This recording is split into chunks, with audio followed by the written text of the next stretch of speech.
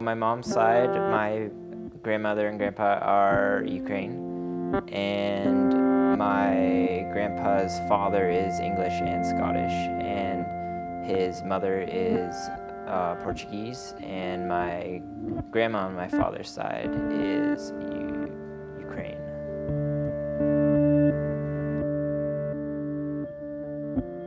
We're all like caring, like we're just a family. Like I don't really know how to explain it. Like we're close. Like we have dinner together, kind of thing, and we go out together, kind of thing, and we do our own stuff at times too. Kitchener, I like it. Like at times you think that there's not a lot to do here, but then you find out new things, and there is like lots to do here. And we're like growing rapidly. Like we have Google that moved in, and like Facebook apparently, rumor says that we're moving in. So I think we're growing, and I like it. Kitchener's nice. In the winter I snowboard. In the summer I skateboard sometimes, but I will mostly film. I like to, I don't film a lot of things, but mostly I film my friends longboarding, and I like to make films out of that. I guess all I do right now is sports. That's kind of my main interest because you have a wide range of things to do with it. Like you can make it, in a sense, dramatic, or you can make it you can pump it up kind of thing, or if you want, you can make it more cinematic. It's kind of up to you and how you feel, or what song you choose to make to set the tone, and how you edit it and everything.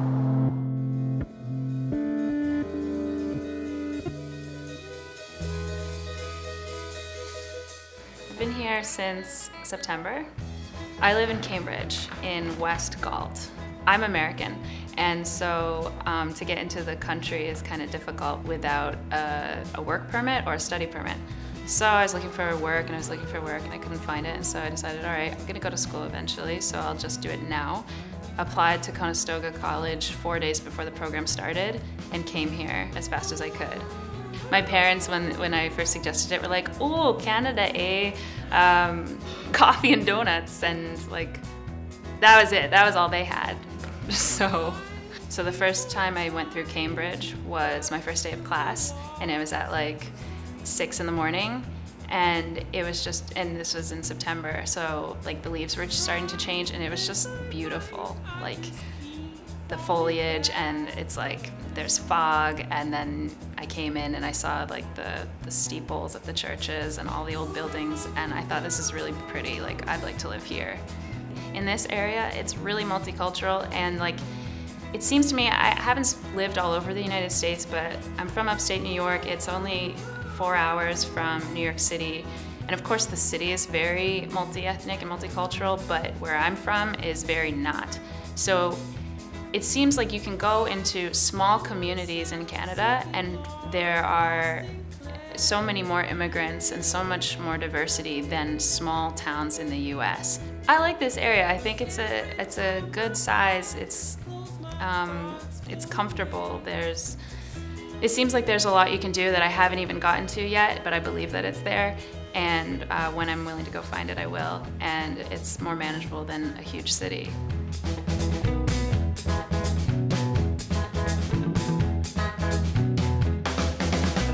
Well, my mom is European, so she's got a bit of Irish and Scottish in her. My dad's side of the family, though, is more Norwegian, so that's where my name originates from. I guess Torin in Ireland means something like little hills or lamppost or something like that. But I prefer to tell them that I was named after Thor, obviously the Norwegian god, which is a little bit more impressive than a couple little mounds of dirt. Bye.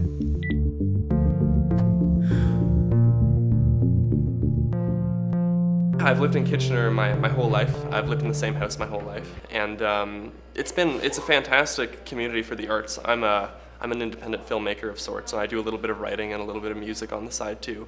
So no, it's a fantastic community because there's so many resources around here and so many other like-minded people to work with. I talk to a lot of people. I'm friends with a lot of people online and in the States and abroad and everything like that. So I'm very grateful to be in an area that is so inspiring and filled with so many passionate people, with groups like the Multicultural Cinema Club, and just, friends who are also into film and the arts in general, so it's fantastic.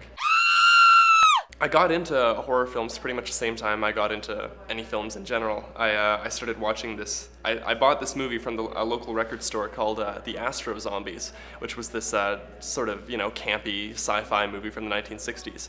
But I just ate it up, and because prior to this, I was terrified. I was easily scared. I was fairly young when I saw that movie. I think I was in the 7th grade, so I would have been maybe 12 or something like that.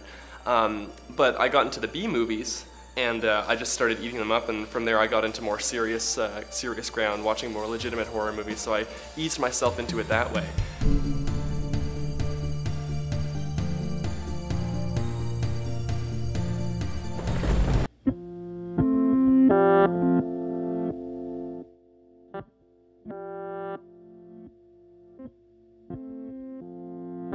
My dad's family was part Ojibwe tribe. We have French and English mixed in. Well, I get a kind of sense of home, I guess, because I was born around here. My parents were both potters, but then when they had me, they had to get an actual job because pottery doesn't pay very well. When I was younger, we used to go into music shops, and my dad would show me some albums, and I'd say which ones I'd like. And then we'd walk out. I used to just walk around downtown a whole bunch. I've done some classical stuff for vocal exams and stuff, but I also do just musical things, but like musicals, but just on my own, because not a lot of people want to sing. I like the architecture, and then when you come in to a shop, they welcome you for the most part. There's this one shop my friend and I walked into, and there was just shoes everywhere, like on the walls, on the floor. You could barely, there was like this small little pathway, like maybe that big, and you could just... Well, for me, like I said, I'm pretty musically inclined, and then I like these really abstract instruments, like the melodica, for example, and I really want to learn how to play the glockenspiel. It's like a xylophone, but there's some difference that I don't know, but glockenspiel is mostly more fun to say.